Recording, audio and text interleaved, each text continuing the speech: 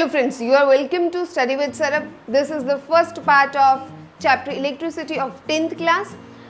शुरू करते हैं ये चैप्टर, लेकिन शुरू करने से पहले देखते हैं कि ज़रूरी क्या है इलेक्ट्रिसिटी के लिए।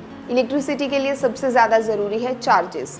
चार्जेस किस किस तरह के होते हैं? हमारे पास दो तरह के चार्जेस आते हैं, पॉजिटिव एंड नेगेटिव। प्रोटॉन्स के पास पॉजिटिव चार्ज होता है, इलेक्ट्रॉन्स के पास नेगेटिव चार्ज होता है। अब जो चार्ज है इसकी जो एसआई यूनिट है या यूनिट है दैट इज कूलम। जब भी चार्ज को मेजर किया जाता है वो कूलम में मेजर किया जाता है। चार्जेस की दो प्रॉपर्टीज़ हैं, they are very unique. Same charges एक दूसरे को रिपेल करते हैं और अपोजिट चार्जेस एक दूसरे को अट्रैक्ट करते हैं, just like the poles of a magnet. Electricity is only conducted by metals. Metals electricity को कंडक्ट करवाते हैं, पास करवाते हैं one point to another point. तो कंडक्टर्स जो रहते हैं उनमें ये चार्जेस की मूवमेंट होती है, जिसकी वजह से इलेक्ट्रिसिटी बनती है। अब इलेक्ट्रिसिटी असल में कैसे बनती है? इलेक्ट्रिसिटी बनती है इलेक्ट्रिक चार्ज के फ्लो से। जब इलेक्ट्रिक चार्ज कॉन्टिन्यूसली फ्लो होता है तब हम कहते हैं दिस इज इलेक्ट्रिसिटी। तो इलेक्ट्रिक करंट क्या होता है? Let's see.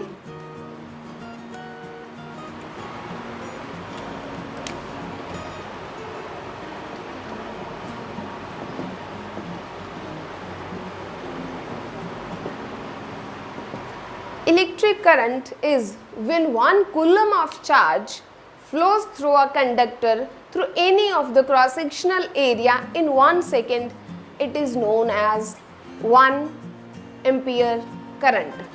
1 एम्पियर करंट तब बनता है जब 1 कूलम चार्ज मूव करता है किसी भी क्रॉस सेक्शनल एरिया से 1 सेकेंड में।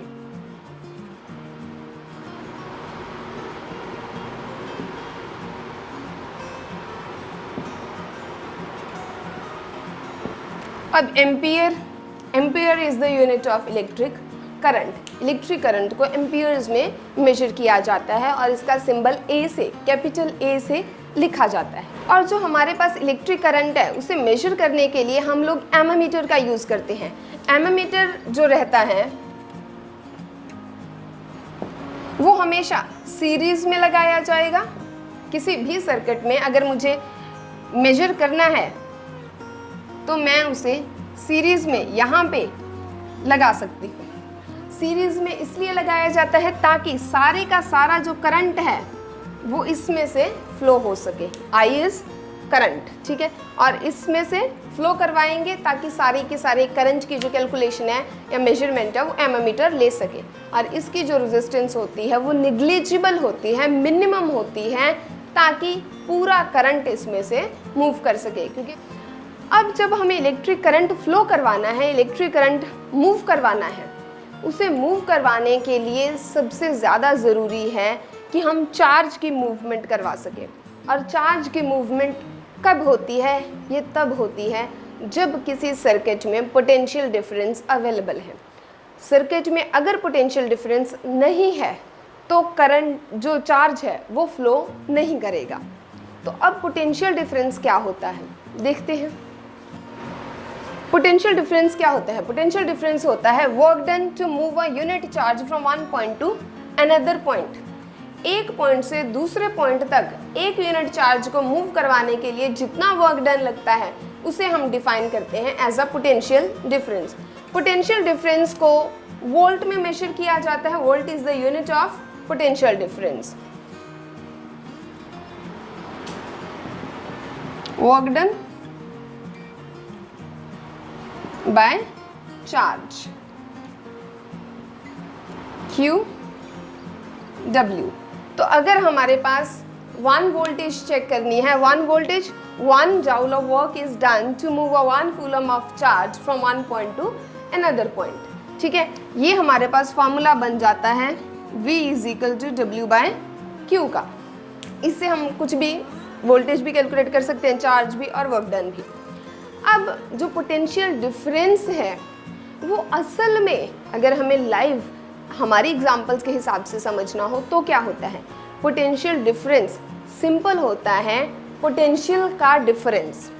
दो पॉइंट्स रहते हैं, दोनों पॉइंट्स के पोटेंशियल्स में फ़र्क रहता है, दोनों का अपना अपना एक लेवल रहता है। तो हमेशा charge higher potential to lower potential move करवाया जाता है। जैसे कि अगर हमारे पास दो लेवल्स हों, एक हायर लेवल एक लोअर लेवल, अगर हम वाटर को यहाँ पे फेंकें तो वाटर अपने आप डाउन लेवल पे आ जाएगा।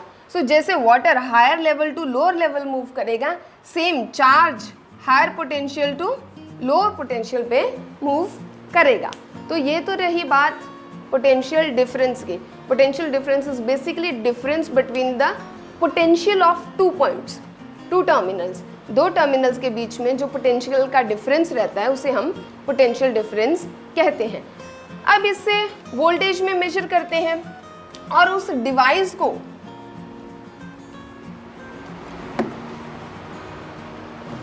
पोटेंशियल डिफरेंस को मेजर करने के लिए हम लोग वोल्ट मीटर का यूज़ करते हैं। और जो वोल्ट मीटर है उसे हमेशा हम लोग पैरेलल कॉम्बिनेशन में लेते हैं।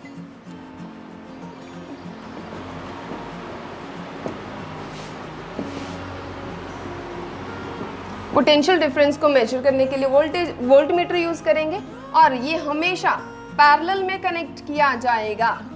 अब पैरेलल में क्यों कनेक्ट किया जाएगा सर्किट में, देखते हैं।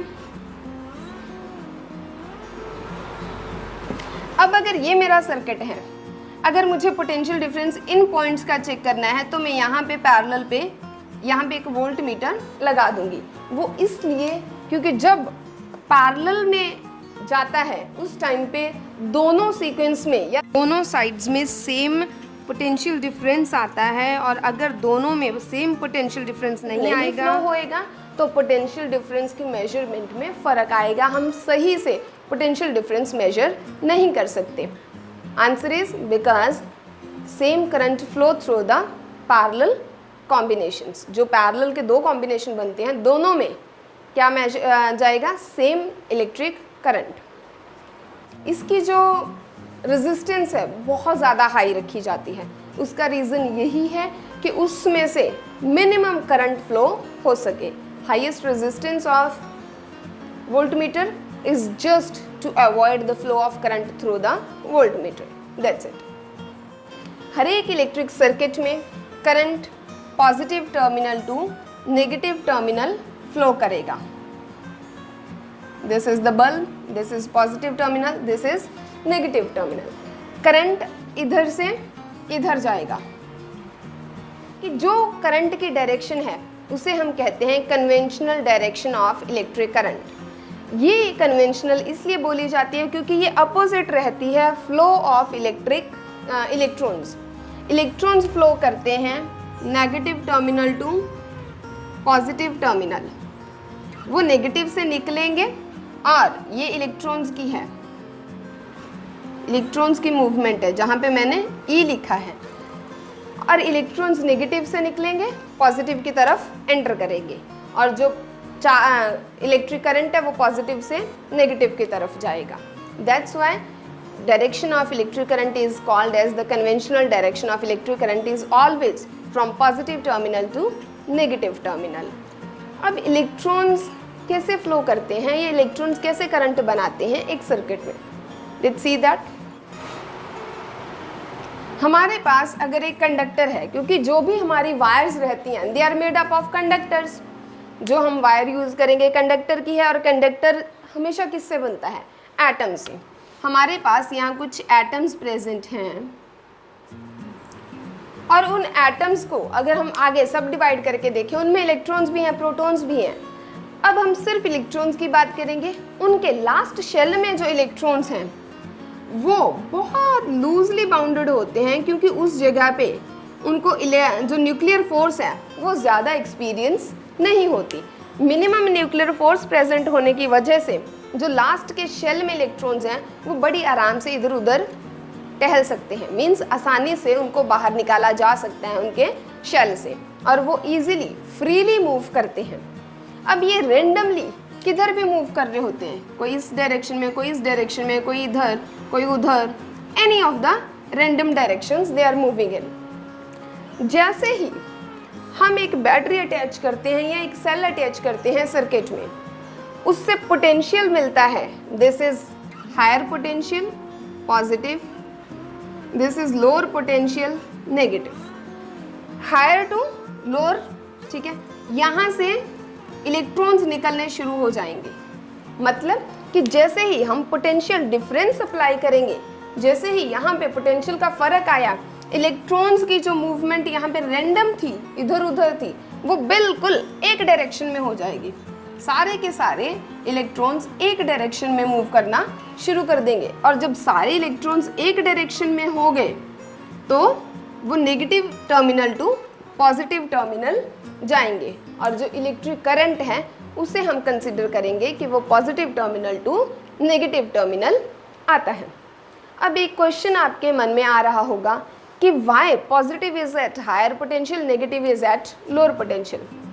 उसका रीज़न ये है कि जब पॉजिटिव चार्ज है जो, उसके अराउंड हमें एक टेस्ट चार्ज को, पॉजिटिव टेस्ट चार्ज को मूव करवाना है।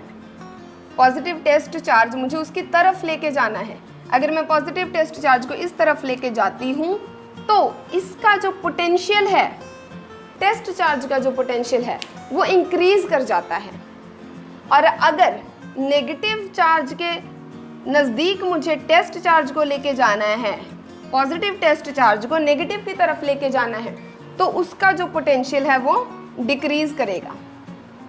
पॉजिटिव की तरफ लेके जाऊंगी तो इंक्रीज करेगा, नेगेटिव की तरफ लेके जाऊंगी तो डिक्रीज करेगा। इसीलिए positive terminal at higher potential, negative terminal at lower potential. This is the answer. अब बाकी की बात करेंगे अगली वीडियो में, तो स्टे ट्यून्ड विद मी और सब्सक्राइब ज़रूर कीजिए, साथ में बेल आइकन हिट करिए और नोटिफिकेशंस को ऑन करिए ताकि आपको मेरी हर वीडियो टाइम टू टाइम मिलती रहे, because I am going to clear out all your doubts and your confusions. Thank you.